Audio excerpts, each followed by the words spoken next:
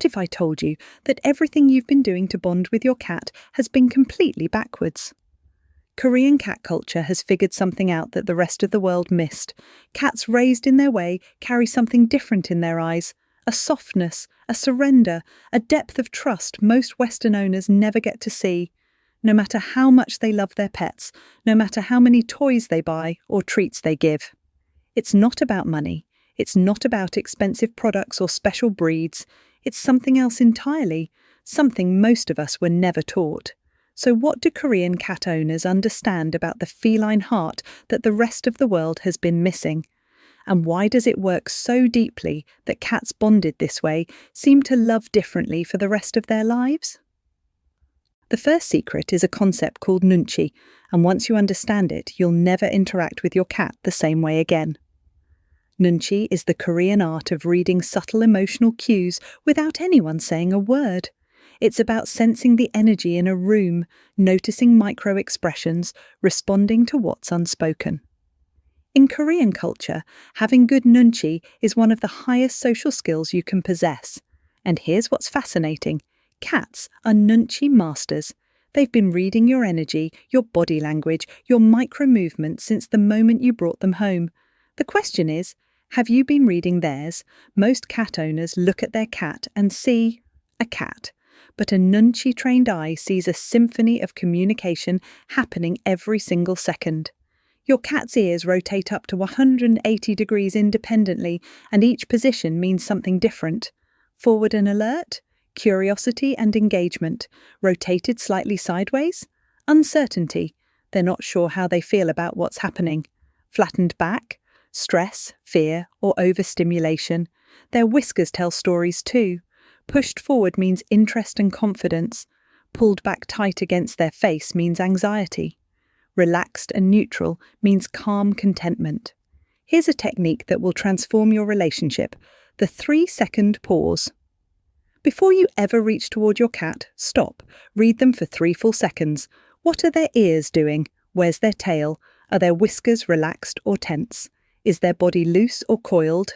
Those 3 seconds tell your cat something profound. They say, I see you, I'm paying attention. Your feelings matter more than my desire to touch you. Research on feline facial expressions has identified over 276 distinct configurations, 276 different ways your cat is trying to tell you how they feel. Most owners recognize maybe 5 or 6. But when you develop nunchi, you begin to see a language that was always there, waiting for you to learn it. And your cat notices immediately. To them, it's like meeting someone who finally speaks their language after years of being misunderstood. They're thinking, finally, someone who listens before they touch. The second Korean concept goes even deeper, and it might be the most important thing you ever learn about loving a cat. It's called jong. Jong is almost impossible to translate into English because we don't have a word for it. It's a deep, abiding affection that develops slowly through shared experiences and consistent small acts of care. But here's the crucial part. Jong cannot be rushed. It cannot be forced. It cannot be bought or manufactured or shortcut. It can only be earned through time. This is where the Western approach often falls short. We want the bond now. We adopt a cat and immediately try to win them over. With treats, with toys, with enthusiastic affection. We pick them up when they're not ready. We follow them around the house. We interpret their tolerance as love and wonder why they never seem to fully relax around us. The Korean way is different. It understands that a cat's heart opens on its own timeline, and the fastest way to earn their trust is to stop trying to earn it. What does this look like in practice? Honestly, it looks unremarkable, almost boring. It's saying your cat's name softly each morning, not to get their attention, but simply to acknowledge they exist. It's sitting in the same room without ever reaching toward them. It's the ritual of shared quiet time where nothing happens, and that nothing is everything. Jong builds like compound interest. Each small deposit seems meaningless on its own. But over weeks and months and years, those deposits accumulate into something unshakable. Your cat begins to understand in their bones that you are permanent, that you are safe, that you will keep showing up. And one day, You won't know exactly when it happened. You'll realize your cat looks at you differently. There's a softness that wasn't there before, a willingness to be vulnerable. They're thinking, you showed up again and again and again. Now I believe you'll always come back.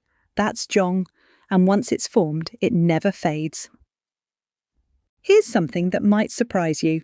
The deepest bonding often happens when you're not interacting with your cat at all. I know that sounds backwards, but hear me out. Korean cat philosophy embraces something we might call present absence, the art of being physically near your cat without demanding anything from them. It sounds simple, almost too simple, but it taps into something fundamental about how cats experience safety. Cats in the wild are both predator and prey. They're constantly scanning for threats, constantly calculating whether they need to fight or flee. This vigilance is exhausting, and it never fully turns off, even in domestic cats. The only time a cat truly relaxes is when they feel absolutely certain that nothing in their environment requires their attention. When you sit quietly in the same room as your cat, reading a book, working on your laptop, just breathing, you're giving them something precious. You're giving them the experience of sharing space with a calm, grounded presence that wants nothing from them. No petting, no playing, no demands. To a cat, this is bonding. This is love. Studies on feline stress hormones show that cats release oxytocin, the same bonding hormone humans release during intimate moments, simply from being in calm proximity to their trusted humans. You don't have to touch them. You don't have to look at them. Your peaceful presence alone triggers their brain to feel loved. Try this. Spend 20 minutes in the same room as your cat, doing your own thing. Don't initiate contact. Just exist alongside them. Watch what happens to their body over those 20 minutes. Their breathing slows, their muscles soften.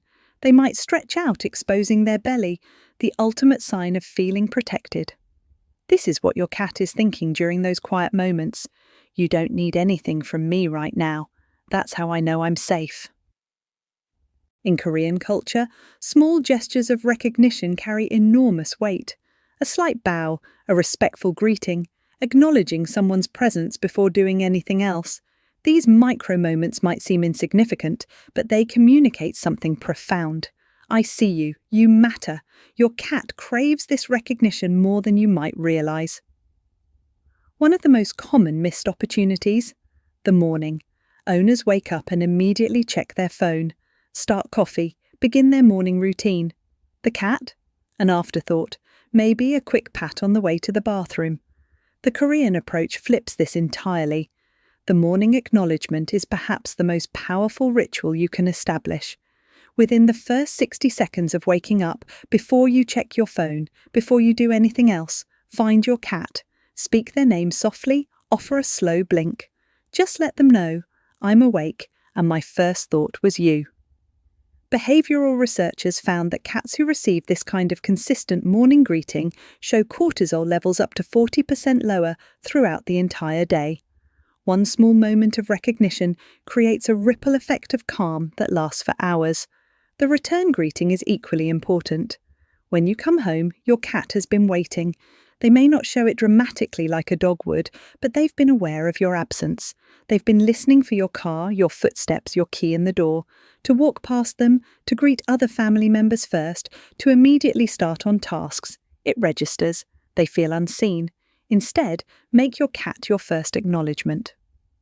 Before you put down your bag, before anything else, just a soft hello and a moment of eye contact. The goodnight ritual completes the circle. A gentle stroke, a quiet word, a moment of connection before sleep.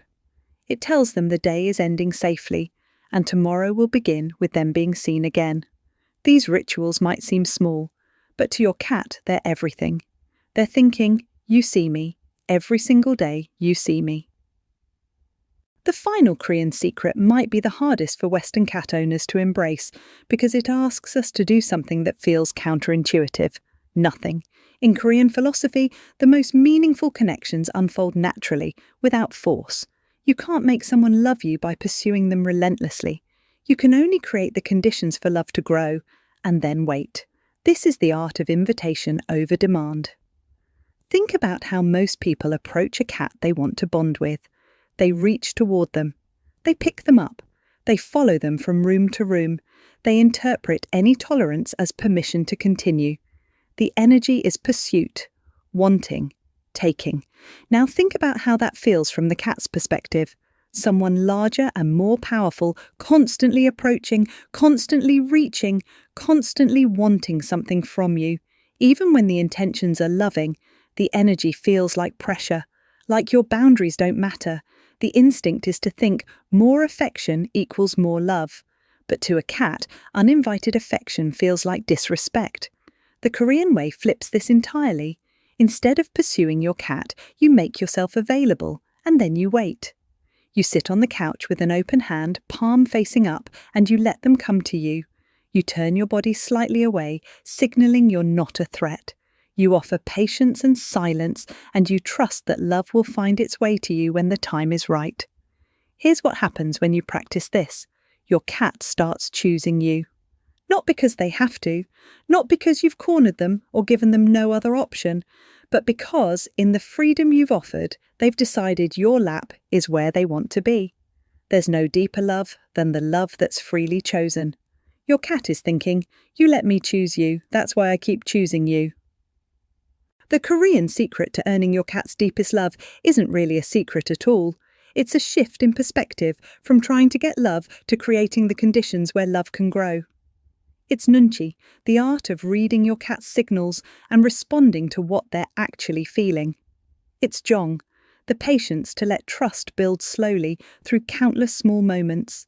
It's present absence, the gift of calm companionship that asks nothing. It's recognition, the daily rituals that tell your cat they are seen. And its invitation, the profound restraint of letting love be chosen rather than demanded.